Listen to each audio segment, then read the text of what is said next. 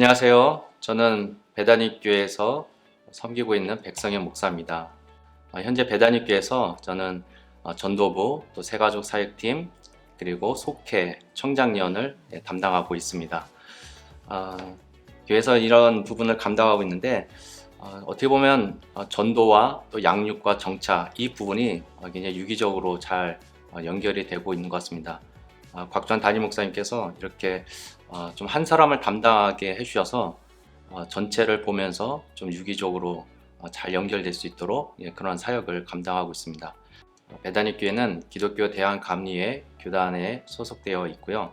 배단위교회는 1964년 구로중앙교회라는 이름으로 이사야 40장 1절 말씀 내 백성을 위로하라는 그 말씀의 토대 위에 세워진 교회입니다. 이쪽에 이 구로 공단이라고 했지요. 많은 그런 노동자들이 있는 이 지역에 그들을 하나님의 말씀과 또 사랑으로 위로하고자 하는 그러한 마음을 가지고 하나님 아버지의 마음을 가지고 세워진 교회입니다. 2005년 이곳으로 교회가 이전하면서 교회 이름을 배단위 교회라고 짓게 되었습니다. 생명을 살리는 교회라는 표를 가지고 곽주환 담임 목사님은 배단위 교회는 말씀으로 양육하고 사랑으로 위로하여 생명을 살리는 것이다. 이러한 사명을 가지고 세워지게 되었죠. 배단위에서 일어났던 6가지 사건이 우리 교회와 각 가정에서 일어나기를 소망하면서 그러한 배단위 교회라는 이름으로 지어지게 되었습니다. 배단위에서는 생명이 있었고요. 그리고 위로가 있었고 소망이 있었고 헌신이 있었고 축복이 있었고 최후 승리가 있었던 곳이었습니다. 이런 6가지 사건이 함께 신앙생활을 하고 있는 우리 배단위 교회 온 성도들에게 이루어지기를 소망하면서 그렇게 함께 이루어지고 있는 교회입니다. 곽주환 담임 목사님께서 늘 항상 생명에 대해서 떨림이 있고 그리고 늘 항상 마음가짐을 중요하면서 한 영혼 한 영혼을 귀하게 여기고 있는 그런 교회입니다. 네, 안녕하세요. 저는 수소교회를 섬기고 있는 정유선 목사라고 합니다. 그래서 청년부와 기도사역부 그리고 오늘 새가족부를 크게 담당하고 있습니다. 이 많은 부교육자분들도 마찬가지시겠지만 한 가지 사역만을 감당할 수 없는 것이 현실입니다. 그렇다면 그것이 단점이 되는 것이 아니라 장점이 될 수 있도록 서로 연결시켜 사역을 하고자 애쓰고 있습니다. 예를 들면은 기도사역부 같은 경우는 새가족부에서 기도를 받아서 함께 중보를 해주도록 하는 것들, 그리고 새가족부 교육 과정 속에서 그들을 위해 품고 기도하고, 또 반대로 새가족부도 여러 가지 기도의 제목들을 기도사역부에 전달하는 등 이런 식으로 연계 있게 사역을 진행하려고 하고 있습니다. 수소교회는 대한예수교 장로회 통합 측에 소속된 교단으로 1953년에 설립된 전통이 있는 교회입니다. 담임 목회자이신 우리 황명한 목사님 30여 년의 목회를 통해서 아주 건강하고 행복한 교인들로 구성되어지는 교회입니다. 특별히 저희 교회는 많은 성도분들이 모이는 메가처치는 아니지만 리딩처치의 역할을 잘 감당하고 있습니다. 리딩처치라고 하는 것은 한국교회의 바람직한 목회 방향성을 제시하는 교회인데요. 그래서 여러 가지 죽음 세미나나 공유교회 그리고 미자립교회가 자립하는 프로젝트와 같은 것들을 계속해서 실시하고 있습니다.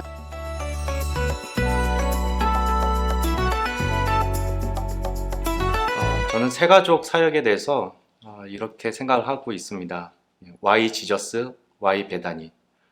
처음에 오신 분들이 정말 예수 잘 믿게 되었다. 내가 예수 믿기를 잘한 것 같다. 그리고 배단위교회 등록한 걸 참 잘한 것 같다. 이런 마음이 들 수 있도록 새가족 사역팀에서 그렇게 해야 되지 않을까 저는 그렇게 생각하고 있습니다.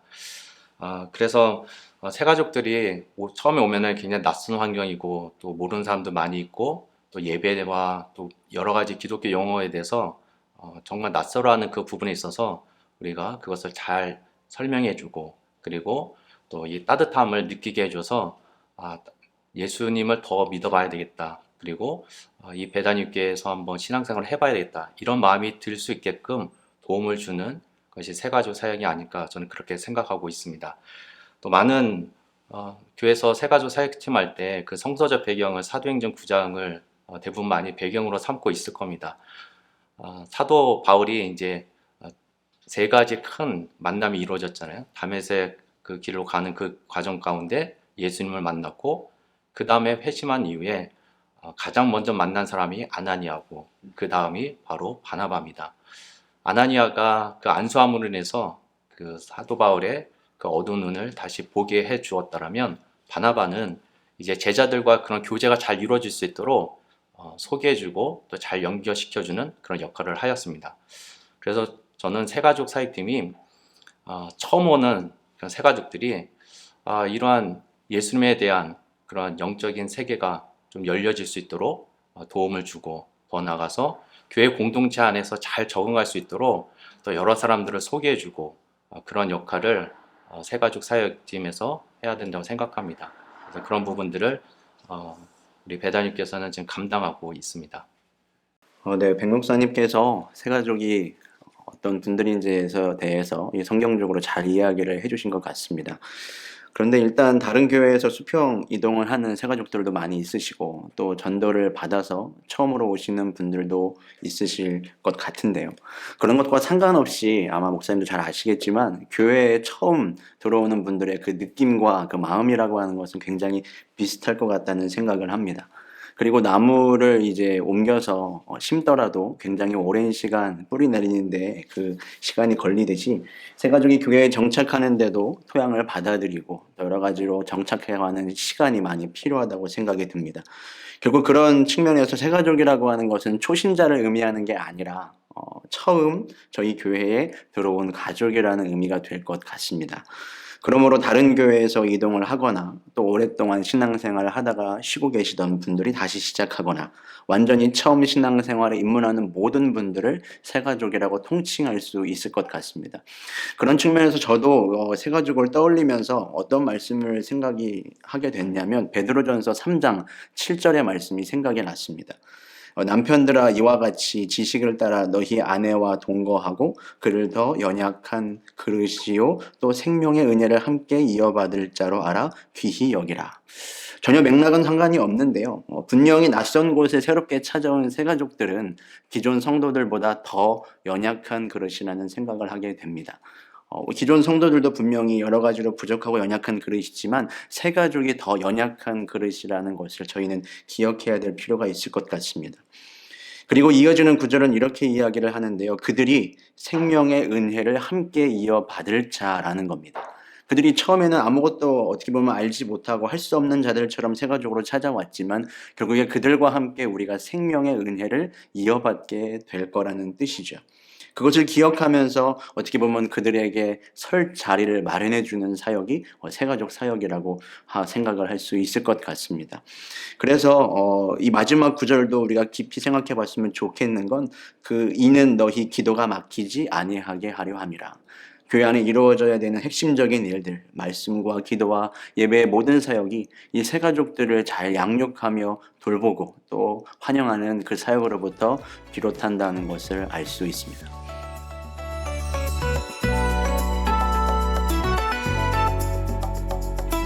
네, 새가족 사역에 있어서 저희 교회가 주안점으로 두는 부분을 나누기 전에 새가족 사역에 있어서 중요한 부분이 무엇인지에 대해서 먼저 생각해 볼 필요가 있을 것 같습니다.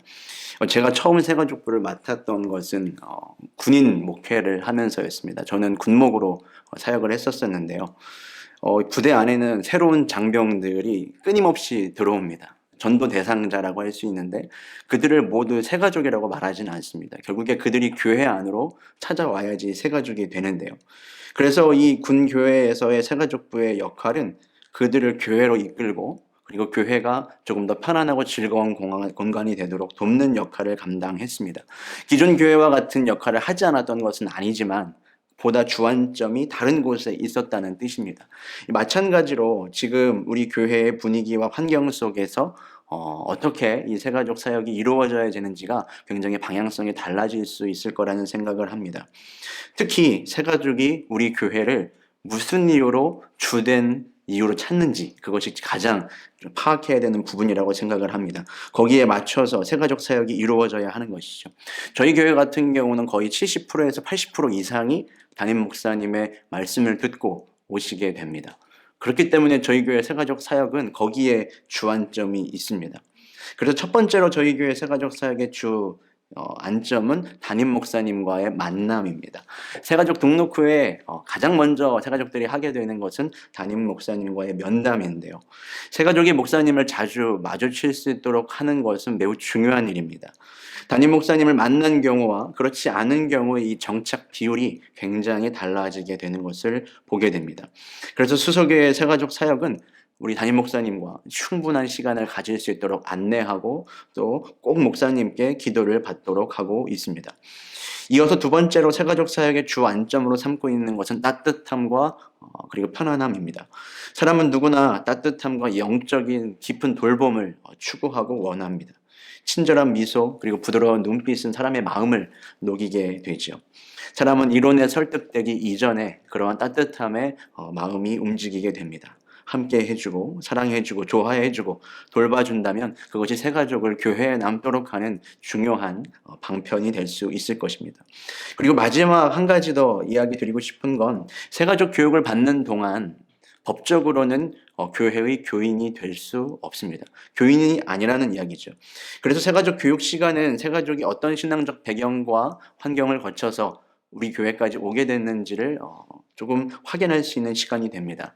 먼저는 사전적인 정보를 구역에 잘 전달할 수 있는 기회도 될 것이지만 간혹 조금 다른 의도를 가지고 이단에 빠져서 오는 분들이 계시기도 합니다. 이 팬데믹 사태 이후에 이 부분은 더욱 강조되어야 하는 부분이 되었는데요. 어쩌면 새가족 사역이 사랑으로 품어야 하지만 또 분별해 나가는 것도 중요한 역할이라고 할 수 있을 것 같습니다. 저는 새가족 사역을 담당하면서 이렇게 주안점을 두고 있는 것이 우리 교회를 대표하는 그런 대표성을 지니고 있다. 저는 그렇게 보고 있습니다. 우리 배단위교회 담임 목사님이신 곽주한 담임 목사님은 정말 따뜻하신 그런 분이십니다. 늘 항상 작은 자 안에 예수님이 계시다 이렇게 말씀하시면서 한 명 한 명을 소중하게 그렇게 여기고 계십니다. 그래서 한 사람 한 사람을 따뜻하게 대하는 그런 것을 굉장히 강조하시는데 그러다 보니까 교회 전체가 이런 따뜻함이 있습니다. 그래서 외부에서 이제 행사로 인해서 오시는 강사분들 또는 새가족들 이렇게 처음에 이야기하면은 제일 먼저 이야기하는 것이 교회가 참 포근해요, 따뜻해요 이런 표현들을 굉장히 많이 합니다. 그런 부분들을 좀 더 실질적으로 느낄 수 있도록 우리 새가족 사역팀 안에서는 그것이 이루어질 수 있도록 노력하고 있습니다. 그래서 처음에 오신 분들이 새가족 사역팀 안에서 우리 팀원들의 그 섬김과 그 사랑을 통하여서 정말 이 교회는 정말 따뜻하다 이것을 느낄 수 있도록 해줍니다. 새가족 사역팀 안에서 느껴지는 그 따뜻함이 우리 배단위교회에 그런 따뜻함이 있는 교회라는 것을 느낄 수 있도록 해주고 있는 것이죠.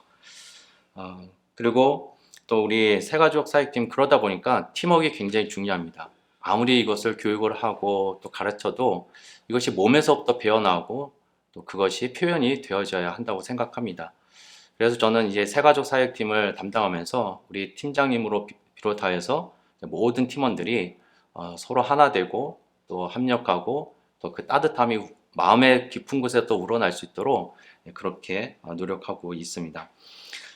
그래서 팀워크가 굉장히 중요해서 우리 새가족 사역팀의 장점 중에 하나가 바로 이런 따뜻함이 늘 항상 이렇게 넘쳐난다는 것이 우리 배단위교회 사역팀의 새가족 사역팀의 큰 장점이 되고 있습니다.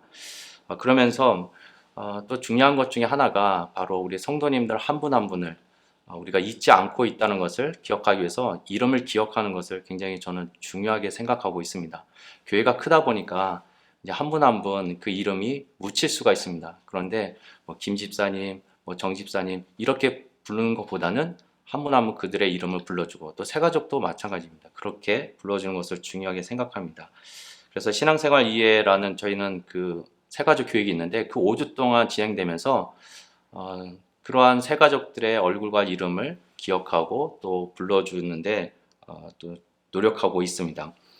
사실 새가족들의 이름과 얼굴을 기억하는 것이 쉽지 않습니다. 그래서 우리 새가족 사이트 안에 권사님 한 분이 운영하는 회사에서 이제 이런 플랫폼을 하나 개발을 했습니다. 그래서 컨택이라는 그러한 것을 통해서 우리 배단위교회 새가족 사이트팀이라고 그렇게 아예 되어 있습니다. 그럼 매주 새가족 등록하신 분들은 이제 사진을 저희가 촬영을 하게 되는데 그 사진과 이름이 매주 업데이트가 되고 있습니다. 그래서 수시로 핸드폰을 통해서 담당자인 저뿐만 아니라 모든 팀원들이 새로 등록하신 분의 얼굴과 이름을 다 확인할 수가 있습니다. 그래서 그것을 통해서 우리는 얼굴과 이름을 기억하면서 이름을 불러주는 것을 좀 중요하게 생각하고 있습니다. 네. 그렇게 해서 이제 한 분 한 분은 우리가 소중하게 여기고 있고 또 따뜻하게 대화하고 있다는 것을 또 그런 이름을 통해서 표현하고 있습니다.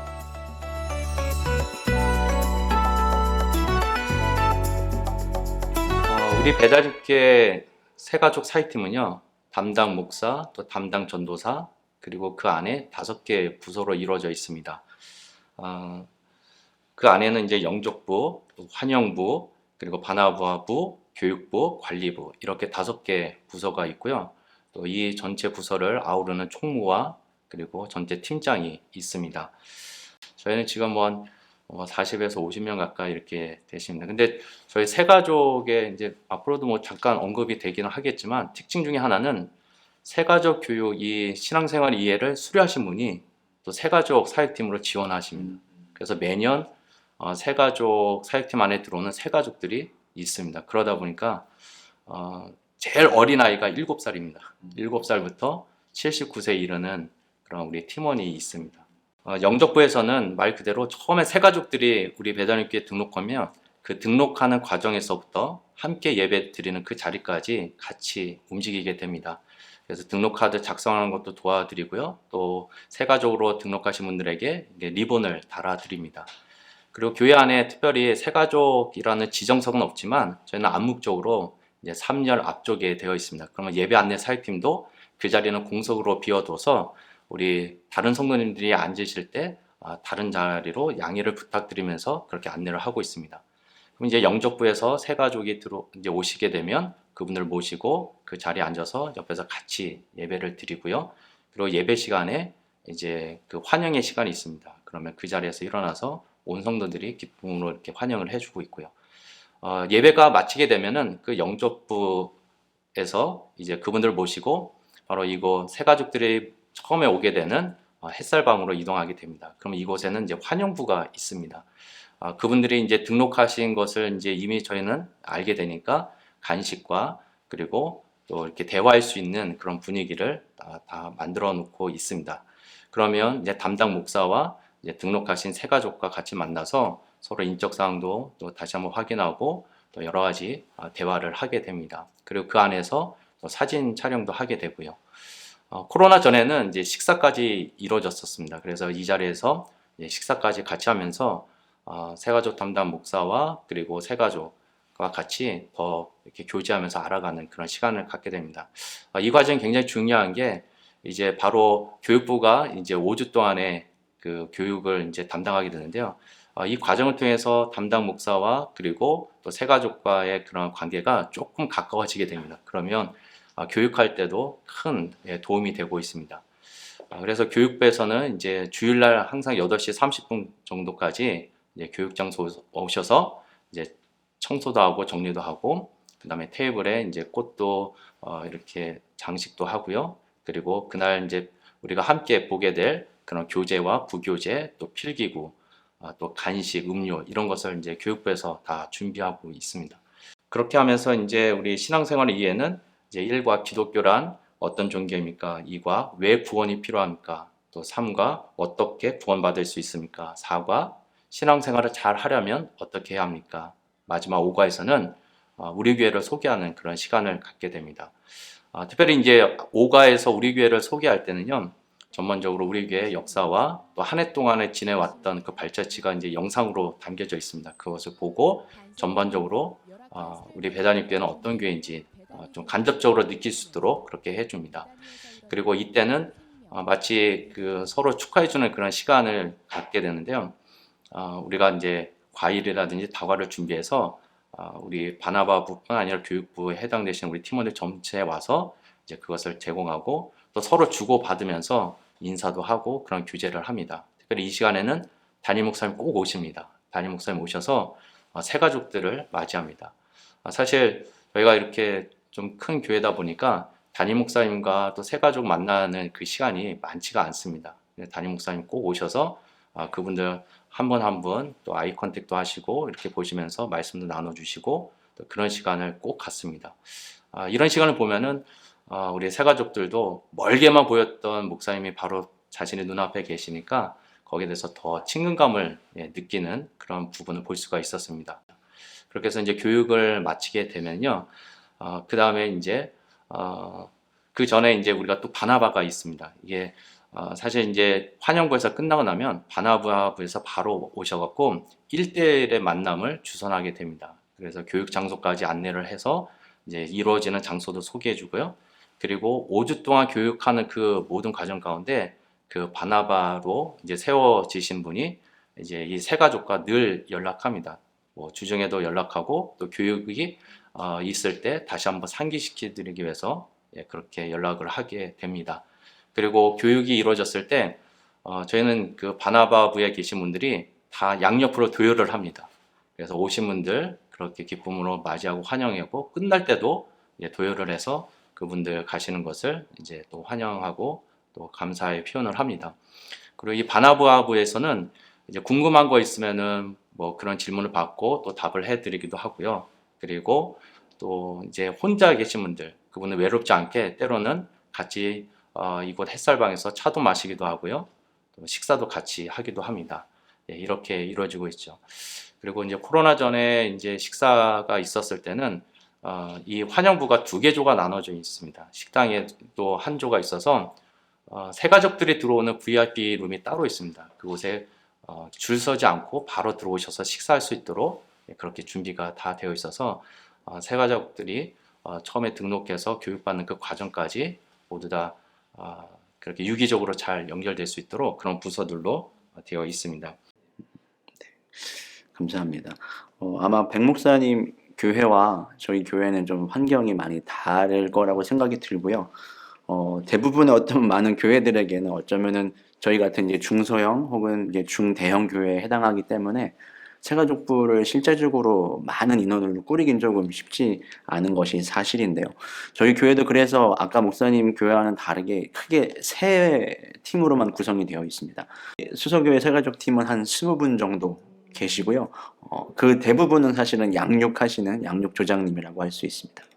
첫 번째로는 새가족 등록팀이 있고요. 그리고 두 번째는 새가족 영접팀이 있고, 그리고 마지막으로는 새가족 양육팀이 있습니다. 새가족이 먼저 이제 교회를 찾아오시게 되면 등록을 하게 되죠. 그때 등록을 도와드리는 팀이 새가족 등록팀입니다. 새가족 등록팀은 항상 같은 자리에서 이제 그 시간을 지켜서 간단한 그 교육 과정에 대한 안내나 등록 카드를 작성하는 것들을 도와드리는 팀이라고 할 수 있겠습니다. 그리고 바로 다음 주에 참석하시는 그 예배 후에 담임 목사님과의 면담 시간을 그 자리에서 잡습니다. 그래서 담임 목사님은 어떤 일정과 면담이 있을지라도 이 새가족 면담을 가장 먼저 최우선으로 해주고 계십니다. 예배 후에 항상 이루어지죠. 그리고 면담 후에는 이제 5주간의 교육 과정을 거치게 되는데요. 이때 새가족 양육팀이 활동을 하게 됩니다. 저희 교회는 교역자와 그리고 양육하시는 조장님, 양육 리더라고도 할 수 있는데 이분들이 실제적으로 이 양육의 5주 과정을 맡아서 감당하고 계십니다. 양육팀 같은 경우는 전반적인 일정과 그리고 장소 같은 것을 조정하고 실제적으로 양육하는 일을 감당하는데요. 정확한 장소와 시간을 저희 교회 같은 경우는 이제 크지 않다 보니까 항상 이제 조정이 자주 이루어질 수밖에 없지만 이 새가족을 위한 교육의 장소와 시간은 변동을 최대한 하지 않으려고 하고 있습니다. 그 이유는 새가족은 이제 처음 찾아오시는 그런 낯선 곳이기 때문에 이 장소와 시간이 많이 바뀔 경우에 안정감이나 여러 가지 잃어버릴 수 있는 가능성이 많습니다. 그래서 항상 이 새가족들에게 안정감과 신뢰를 주기 위해 큰 변화 없이 항상 같은 시간과 같은 장소에서 교육이 이루어질 수 있도록 돕고 있습니다. 대부분은 10시에 이루어지는데요. 새가족의 상황에 따라서 그 시간들은 약간의 조정을 해드리고 있습니다. 그리고 새가족이 양육받는 과정에서 그 뒤에서 보이지 않게 섬기고 있는 새가족 영접팀이 있습니다. 새가족의 사진을 찍어서 홈페이지에 게시하고 또 차를 대접한다는 그런 여러 가지 일들을 감당하고 계시고요. 5주간의 과정이 마치고 나면 6주차 때 수료식이 있는데 그 수료식에 대한 전반적인 준비를 하는 것도 이 영접팀이라고 할 수 있습니다. 저희 교회는 이렇게 3가지 팀으로 구성되어 있습니다.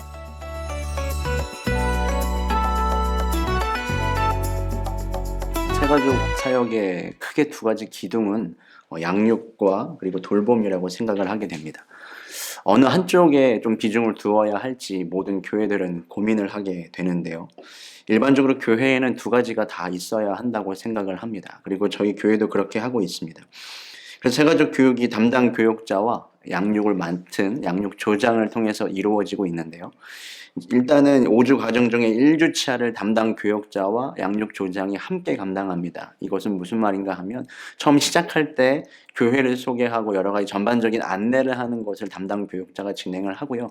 그 이후에 끝까지 5주 과정의 모든 양육은 양육하시는 조장님을 통해서 평신도 사역자를 통해서 이루어지게 됩니다.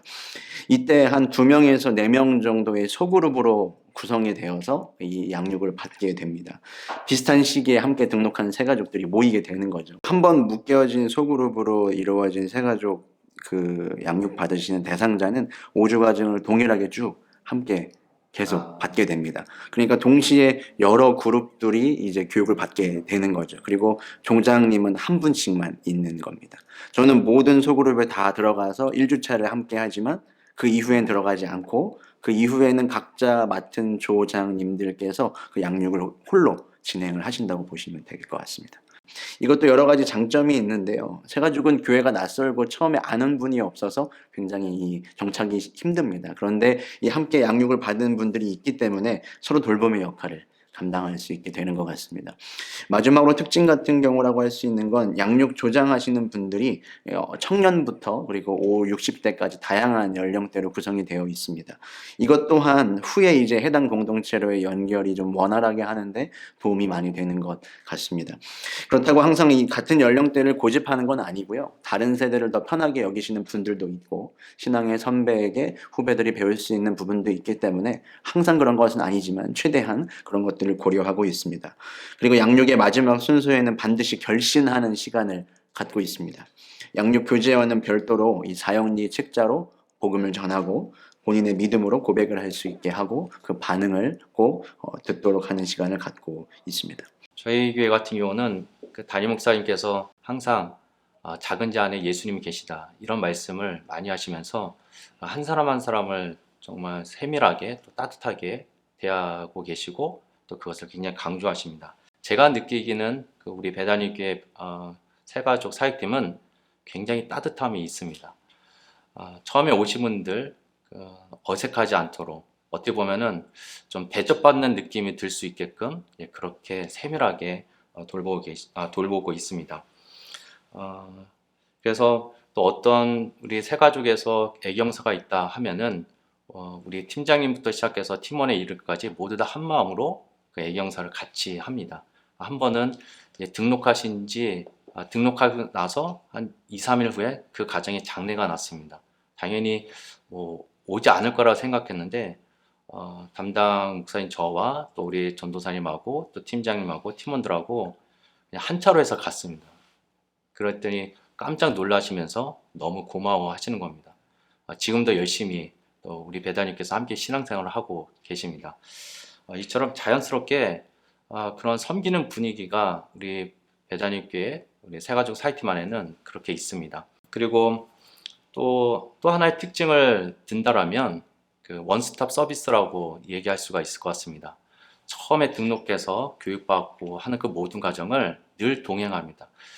담임 목사님께서 늘 말씀하시는 것이 교회에 어떤 분이 찾아오면은 어느 장소를 물어본다든지 어떤 용무가 있으면은 그냥 말로 설명하지 말고 그분이 원하는 장소까지 안내를 하고 그 용무가 다 마칠 때까지 그렇게 도움을 줄 것을 강조하고 계시고 말씀하십니다.